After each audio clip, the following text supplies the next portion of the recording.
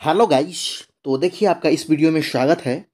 तो हम आपको इसमें बताने वाले हैं बिहार दरोगा के सिलेबस के बारे में, जो 2025 में ये वैकेंसी आपके बीच में आने वाली है और इसमें सीट की संख्या 1800 से ऊपर होने वाला है।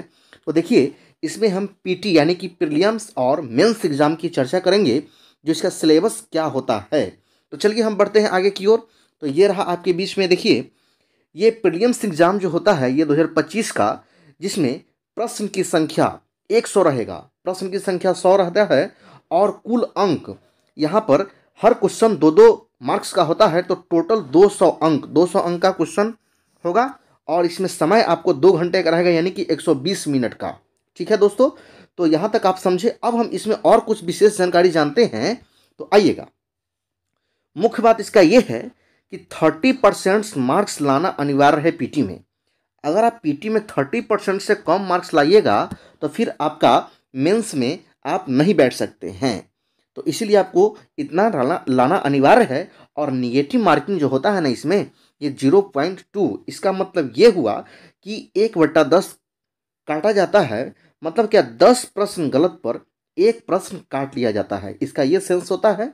10 प्रश्न गलत होगा तो एक प्रश्न को क्या करेगा कि काट दिया जाएगा। तो ये कोई बहुत बड़ा मायने नहीं है। आपका 10 क्वेश्चन अगर गलत है, एक क्वेश्चन कट भी गया तो ये उतना निगेटिव प्रभाव नहीं पड़ता है।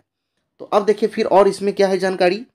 अब हम बात करेंगे मेंस एग्ज़ाम के बारे में, 2025 के बारे में। तो इसमें 2 पेपर होता है, जिसमें पहला पेपर के बारे में ये क्या पूछता है, तो हिंदी विषय। क्या चीज़? तो हिंदी विषय जो 100 क्वेश्चन पूछेगा और हर प्रश्न 2 मार्क्स का होगा। टोटल 200 अंक, यानी कि 120 मिनट, ये 2 घंटे का परीक्षा होता है।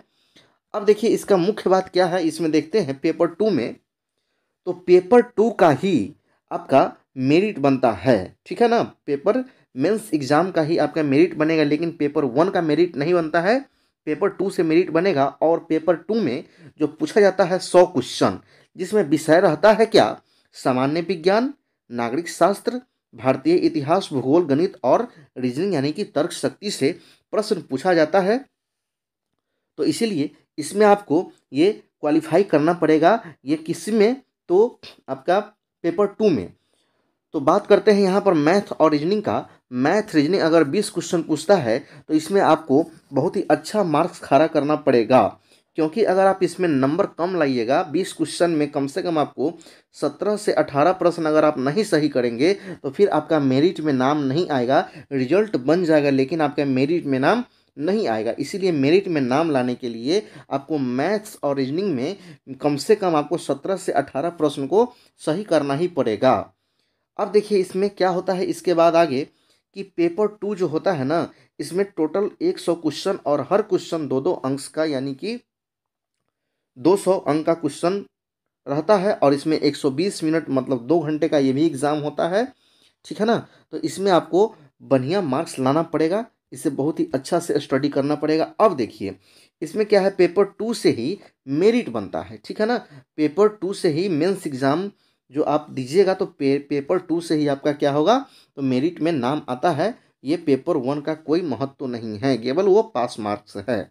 अब देखिए इसमें क्या होता है कि पेपर 1 में जो विद्यार्थी बैठेंगे, उसमें जितना भी विद्यार्थी बैठेंगे, पेपर 1 में जितना वैकेंसी रहेगा, है ना, तो उसका 20 गुना रिजल्ट देगा। अगर 1800 वैकेंसी आया तो 1800 का 20 गुना आप जोड़ लीजिएगा, है ना, तो उतना ही क्या करेगा ना कि ये रिजल्ट देगा। किसमें, तो प्रीलिम्स यानी कि पीटी एग्जाम में। फिर उसके बाद पेपर 2 में 6 गुना रिजल्ट देगा, यानी कि जितना वैकेंसी है, मान लीजिए कि अगर 1500 वैकेंसी आए तो 1500 का 6 गुना। ठीक है ना, तो उतना ही क्या करेगा, ये रिजल्ट देगा। जब आप पेपर 2 क्वालिफाई कर जाएंगे, है ना, तो उसके बाद आपको फिर फिजिकल के लिए बुलाया जाएगा दोस्तों। तो बस यहीं तक आपका इस वीडियो में आपको सूचना देना था। थैंक यू, धन्यवाद।